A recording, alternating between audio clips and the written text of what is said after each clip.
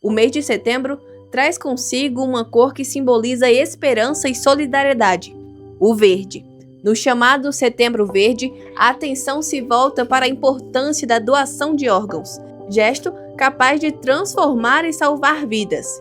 Em Araripina, no sertão do Araripe, essa pauta ganha ainda mais relevância diante da rotina enfrentada pelos pacientes que dependem da hemodiálise para sobreviver. Na clínica de nefrologia do Araripe, dezenas de pacientes de vários municípios da região, como Bodocó, Ouricuri, Trindade, Ipubi, Santa Filomena, Santa Cruz, entre outros, deslocam 3 vezes por semana para realizar o tratamento. São horas de espera ligadas às máquinas em um processo que substitui o trabalho dos rins e garante a continuidade da vida. Mas, além da rotina exaustiva, muitos desses pacientes carregam outra espera, a da doação de um rim. Estar na fila para um transplante significa conviver com a ansiedade e, ao mesmo tempo, com a esperança de recomeçar. Para entender melhor como funciona o atendimento e os desafios enfrentados pelos pacientes, ouvimos a enfermeira Giovana Lima, responsável técnica pela Clínica de Nefrologia do Araripe. Hoje, nós estamos com 175 pacientes que fazem tratamento de hemodiálise, né? Esses pacientes são de Santa Filomena, Santa Cruz, Ouricuri, Trindade. Então, nossa clínica ela contempla toda a regional. Esses pacientes eles realizam diálise 3 vezes por semana, né? Com duração entre 3 a 4 horas por dia. E é um serviço bem dinâmico, né? De alta complexidade e que foi de grande valia para os pacientes da nossa região. Já foram muitos transplantes realizados para esse público? Sim, inclusive esse mês de setembro, né, o Setembro Verde, ele contempla, né, o Dia Mundial do Transplante. Nós já transplantamos 37 pacientes aqui cadastrados, né? Estamos ainda com 24 na lista de espera, né? É algo que acontece a partir do momento que é realizado exames e compatibilidade, né? Esse paciente é chamado para realizar o transplante. Giovana, muito obrigada pela sua participação aqui no Jornal da Grande. Fique à vontade para fazer suas conclusões finais. Eu agradeço, né, a parceria, né, e a iniciativa que vocês tiveram para estar trazendo informação ao público, né, e a nossa preocupação, né, com esses pacientes. Estamos aqui diariamente, né, trabalhando com eles para que saia tudo como o previsto pela legislação, pela Anvisa, né, para que eles tenham um tratamento de boa qualidade, né? A empresa sempre zela por isso. O que eu tenho é agradecer e que todo dia a gente luta para que esses pacientes se sintam cada vez melhor. Entre os pacientes que enfrentam essa rotina estão Laelson e Leandra, que são irmãos, vindos da cidade de Bodocó. Ambos estão na fila de espera por um transplante de rim e dividem conosco como é viver essa expectativa. Leelson, como foi para você descobrir que precisaria iniciar o tratamento de hemodiálise? Eu descobri a partir depois que eu fiz os exames. Eu estava viajando para o Mato Grosso, aí descobri, aí fui obrigado a vir para cá para fazer o tratamento. Há quanto tempo você faz o tratamento? 2 anos. Quais são as suas expectativas em relação a estar na fila esperando o órgão doador? A expectativa eu tenho que de dar tudo certo, né? Uma hora ou outra conseguir o transplante. E Deus vai dar tudo certo. Leandra, seja muito bem-vinda ao Jornal da Grande. Conta pra gente quais as principais dificuldades que você enfrenta nesse processo de tratamento de hemodiálise. Eu faz muito tempo que faço. Comecei agora a fazer. Eu fui primeira a fazer a hemodiálise. Aí o segundo foi meu irmão que adoeceu. É um pouco ruim, né? Mas tem que vir. Eu queria ser chamada logo para eu ganhar o transplante. Sobre os trâmites que envolvem os encaminhamentos até Recife, onde são realizados os transplantes, conversamos com a assistente social Ionara, que acompanha de perto cada etapa do processo. Ionara, seja muito bem-vinda ao Jornal da Grande. Conta pra gente como é feito o cadastramento e o acompanhamento no processo de transplantes.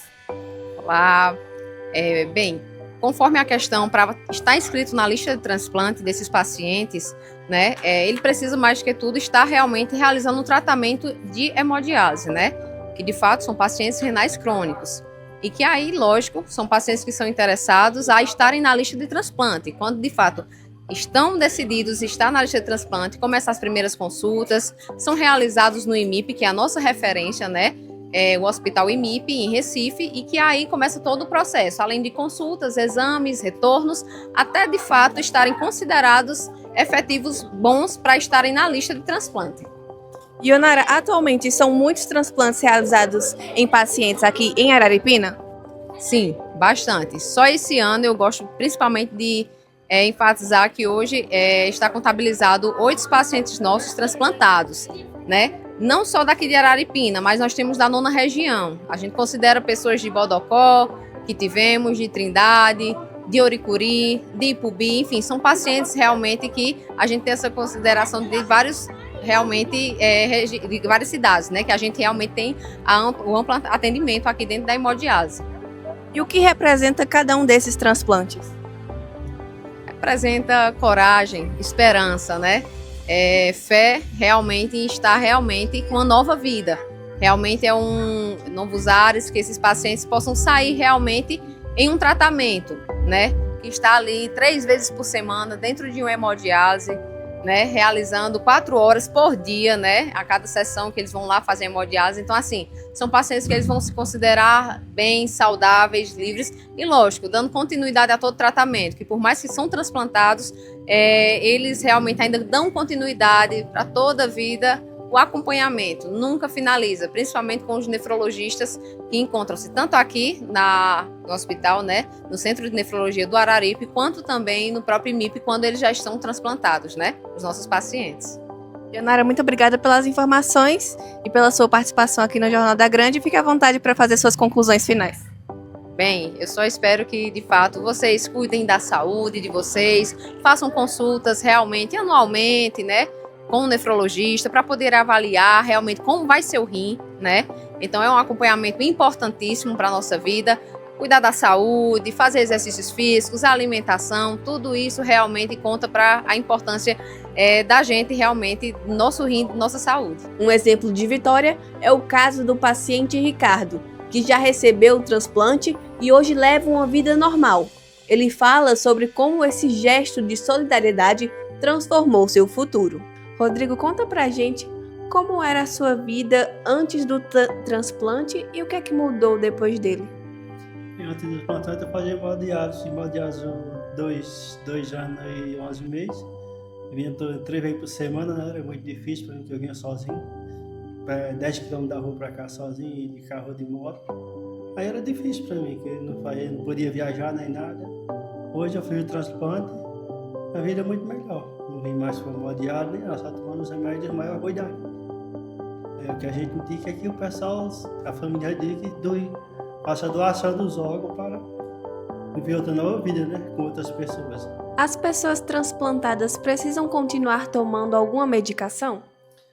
Sim, precisa sim, tem que tomar os remédios constantemente daqui para frente. 2 comprimidos, um tracolino e o Previsona, e pressão.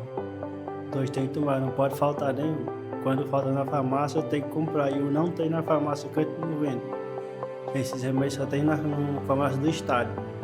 Então todo mês tem que pegar lá no Oricuri, autorizado. Quando falta, aí tem que comprar, mas quando não tem, aí tem que pegar lá ou ir para Recife buscar.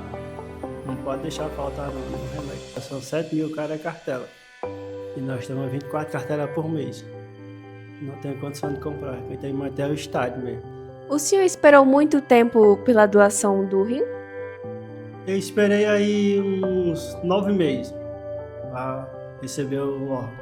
Como foi que o senhor recebeu a notícia que teria a doação do órgão e como foi o preparo para fazer esse transplante?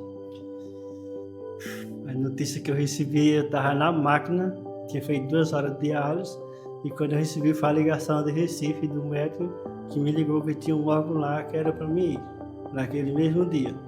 Aí eu saí, a menina ligou da máquina e eu fui. Cheguei lá, fiz o exame, 10 horas estava na máquina, 3 horas estava já na sala de cirurgia. Foi no dia 31 de dezembro de 2002. Aí, como isso, eu já amanheci o dia de 2023 já transplantado, já com rim novo, nova vida. É muito importante para mim. Graças a Deus, até agradecer a Deus todo dia por essa vida nova. Outro momento emocionante foi a chegada da Adélia Nascimento. Após passar mais de 3 meses em Recife, entre transplante e recuperação, ela retornou a Araripina. Sua volta para casa foi marcada pela fé, emoção e homenagens de familiares e amigos. Eu, desde pequena que eu faço tratamento renal, né, no IMIP, desde 3 meses de vida, na verdade, eu ia fazer tratamento conservador lá. Quando chegou a notícia da diálise, já foi um baque para mim, apesar de a vida toda ser preparada para esse momento, só que a gente nunca está preparada. Fiz 4 anos de diálise e quando eu recebi a notícia foi a melhor coisa da minha vida, assim, que eu sempre quis fazer o transplante, sempre esperei por esse momento. Qual foi a sua primeira sensação após acordar depois da cirurgia? Eu até brinquei com a mãe que eu disse, é uma sensação tão boa, assim, de conseguir, só que ainda tinha muita coisa para acontecer, tanto que depois que eu saí do bloco, que eu fui que a gente fica na UTI depois, né, que a manhã chegou, eu não consegui falar nada, eu só olhava para ela e agradecia e chorava, né, porque foi um momento de muita emoção, assim, para mim e para minha família todinha. A nossa equipe esteve aqui acompanhando essa linda surpresa, muito emocionante, que seus amigos e familiares fizeram para você. O que passou pela sua cabeça ao chegar em casa e rever a sua família? Só gratidão, agradecer a Deus por ter para onde voltar, por quem voltar também. Só gratidão mesmo a Deus por tudo que eu passei, que tive umas complicaçõezinhas, mas graças a Deus estou bem, estou em casa com os meus. Que papel a fé e o apoio da família tiveram nesse processo? Primordiais. Em nenhum momento eu deixei de rezar o meu texto, sou muito católica, em nenhum momento deixei de rezar o meu texto, de pedir a Deus e a Nossa Senhora. Inclusive eu fui e voltei com a blusa dela, justamente por isso, porque eu tenho muita fé nela e em Deus. Quais foram os maiores desafios que você enfrentou durante a espera pelo transplante? A diálise para mim, a hemodiálise no caso, para mim, era um pouco dolorida no início, eu passava bastante mal, chegava em casa às vezes, todo dia alguém ia me buscar porque eu não conseguia chegar só e tal. É um alívio saber que eu não vou mais voltar para a máquina, né? Diante da sua própria experiência com o transplante, como é que você enxerga a importância da doação de órgãos? Eu já tinha isso na minha cabeça que era muito importante. E depois que eu recebi o meu órgão, aí é que eu já fazia campanhas e tudo, mas agora é que eu vou incentivar mais ainda as pessoas a serem doadores de órgãos. E a partir de agora, quais são seus planos e sonhos nessa nova etapa de vida? Quero voltar à minha vida, terminar minha faculdade, viver minha plenitude com meu rim novo. Adélia, muito obrigada pela sua participação aqui no Jornal da Grande. Se quiser ficar à vontade para fazer suas conclusões finais. Só agradecer mesmo a minha família por estarem sempre ao meu lado, meus sobrinhos que são amores da minha vida. E só gratidão a Deus mesmo, por tudo que eu passei, por tudo que ainda vou conseguir construir ainda. Para falar sobre a importância do transplante e o impacto que ele representa para a vida dos pacientes, ouvimos a médica doutora Juliana. Qual a importância do transplante de órgãos para salvar vidas hoje aqui no Brasil? Eu acho que a importância é porque quando você fala de transplante, você está pensando em salvar vidas. Então, é aquela possibilidade de um paciente que foi a óbito, seja qual é a causa, consegue em um corpo você ajudar várias pessoas, 25 pessoas, 30 pessoas, entendeu? Porque a gente pode doar todos os órgãos praticamente do corpo todo. Doutora, quais são os órgãos e tecidos mais comumente transplantados? O mais comum é o rim, mas coração, pulmão, ossos, córneas, pâncreas, fígado. Então, assim, tem várias estruturas ósseas, ou do corpo, estruturas realmente que a gente pode fazer a doação, mas o rim é o mais comum. O que significa para um paciente em fila de espera receber um órgão compatível? Quando o paciente entra numa fila de espera, é porque ele já está numa fase de doença terminal. Então, é aquele paciente que chegou numa insuficiência renal, uma insuficiência cardíaca, uma insuficiência respiratória, e a gente não tem mais condição clínica de fazer nenhum procedimento para melhora da condição dele. Então, o órgão entrou em falência. Então, o que é que significa? O paciente chegou nessa condição clínica, ele entra numa fila, onde ele vai esperar, numa fila que já existe, o órgão compatível, seja do ponto de vista sanguíneo e seja do ponto de vista de gravidade da doença. Então, são dois aspectos. A fila, aquele paciente que entrou mais antigo na fila, ele tem prioridade, mas às vezes acontece de um paciente entrar depois, mas pela gravidade do quadro, que não pode esperar tanto, ele acaba tomando a frente de outros que já estão na fila. Quais os principais desafios que são enfrentados por quem precisa de um transplante?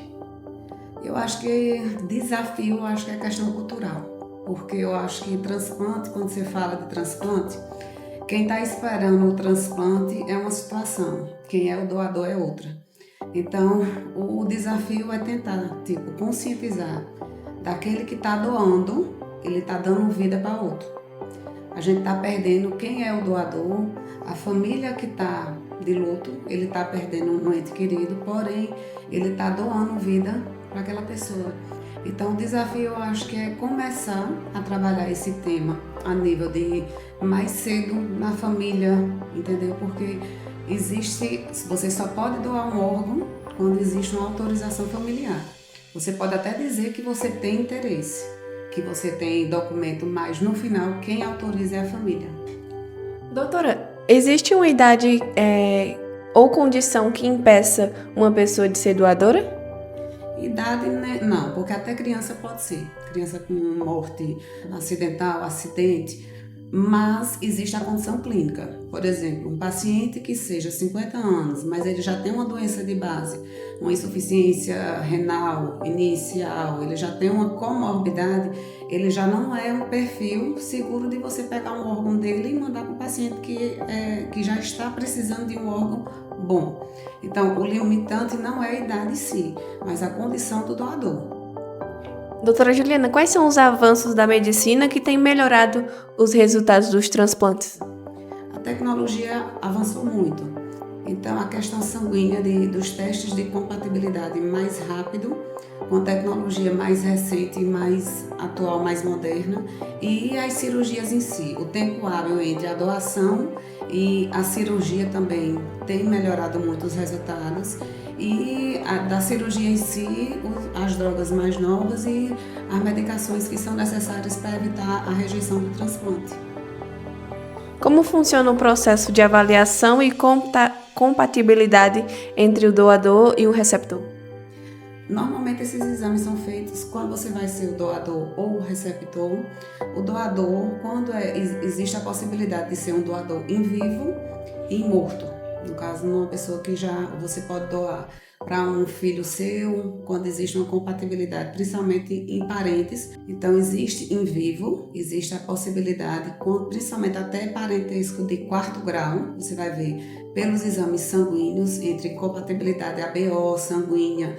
Existem testes também de DNA que vão fazer essas compatibilidades. E de terceiros, vai ter todos os exames a nível de célula mesmo, para saber se existe essa possibilidade.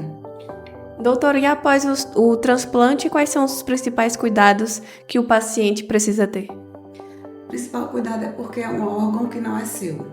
Então, é o uso de medicações que vão inibir a supressão, no caso do sistema imunológico.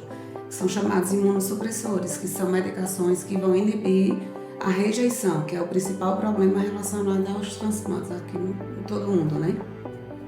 Doutora Juliana, muito obrigada pelas informações e pela sua participação aqui no Jornal da Grande. Fique à vontade para fazer suas conclusões finais.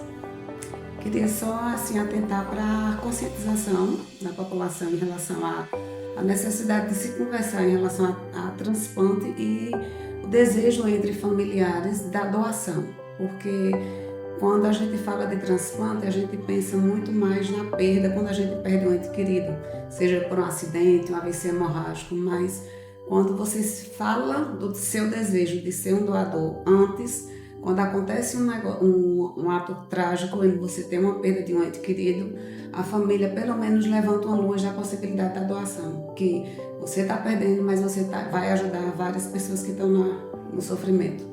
Também conversamos com o Jonathan, que já está em diálise, mas ainda não entrou na fila de espera. Ele relata como é viver com essa realidade e a expectativa pelo futuro. É uma coisa assim que talvez seria bom, né? Bom pra gente sair da maca também, né? Porque é um negócio cansativo assim. Cansativo é a obrigação a gente ter que vir 3 vezes por semana. Diálise. Há quanto tempo você está fazendo o tratamento de hemodiálise? Vai fazer 5 meses. 5 meses. Como é que tem sido a sua rotina após o início do tratamento? Quais as principais dificuldades que você tem enfrentado esses dias? Não, muito não. Às vezes só falta de ar, cansaço. De vez em quando. Não muito. O Setembro Verde nos convida a refletir sobre o poder transformador da solidariedade. Enquanto muitos ainda aguardam por um transplante, histórias de vida como as de Ricardo e Adélia mostram que doar órgãos é multiplicar esperança. A decisão de doar pode ser a diferença entre a espera e o recomeço. Doe órgãos, salve vidas, espalhe esperança.